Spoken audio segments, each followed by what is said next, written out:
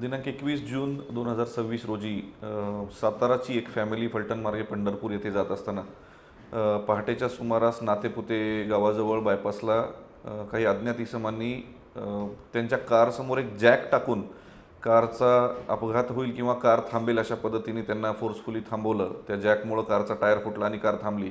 जशी कार थांबली तशी या 4 लोकांनी त्यांच्यावर अटॅक करून संबंधित कुटुंबाच्या म्हणजे त्या कुटुंबातील महिला वगैरे सुद्धा गाडीमध्ये होत्या. त्यांचं सोनं वगैरे चाकू लावून सोनं काढायला लावलं आणि फोर्सफुली ते सोनं आणि मुद्देमाल चोरून घेऊन गेले. या अनुषंगाने नातेपुते पोलीस स्टेशन येथे जबरी चोरीचा गुन्हा या 4 लोकांच्या विरोधात दाखल करण्यात आला होता. यामध्ये प्रामुख्याने स्थानिक गुन्हे शाखा सोलापूर ग्रामीण यांनी तपास करून 2 आरोपी यामध्ये सहभागी असलेले 2 आरोपी तात्काळ पकडलेले आहेत. यांना अटक करण्यात आलेली आहे. यांच्या चौकशीमध्ये एकूण 6 आरोपी निष्पन्न करण्यात आलेले आहेत. सदरील गुन्ह्यामध्ये दरोड्याचे सेक्शन्ससुद्धा वाढवण्यात आलेले आहेत. या दोन्ही आरोपींकडून एकूण 5,08,000चा पूर्ण मुद्देमाल जप्त करण्यात आलेला आहे आणि इतरही 4 गुन्हे यांनी केल्याची कबुली आहे, ज्यामध्ये 1 दरोडा आणि 3 जबरी चोरी आपल्या जिल्ह्यात केल्याची कबुली हे देत आहेत. पुढील तपासामध्ये अजूनही आरोपी आणि अजून काही गुन्हे निष्पन्न होण्याची शक्यता आहे.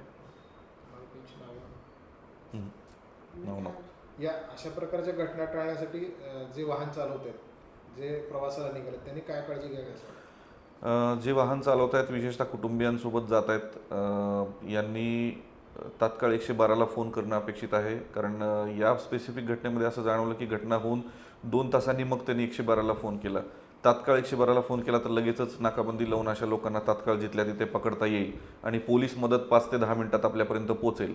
त्यामुळे नागरिकांनी अशी कुठली अचानक घटना झाली तर 112ला तात्काळ फोन लावावा पोलिसांना. आपल्याला जिथे कुठे भीती वाटत असेल, कुठे संशयित लोक थांबलेले दिसत असतील तर तिथून पोलिसांना संपर्क करावा, जेणेकरून तात्काळ पोलीस मदत आपल्याला घटना होण्या अगोदरच मिळू शकेल, असे आवाहन मी सर्व जनतेला करतो.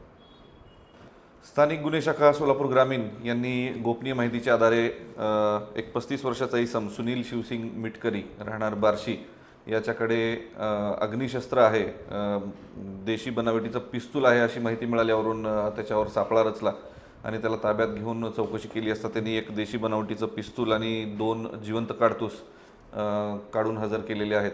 यामध्ये आर्म्स ॲक्टनुसार संबंधित व्यक्तीवर गुन्हा दाखल करण्यात आलेला आहे.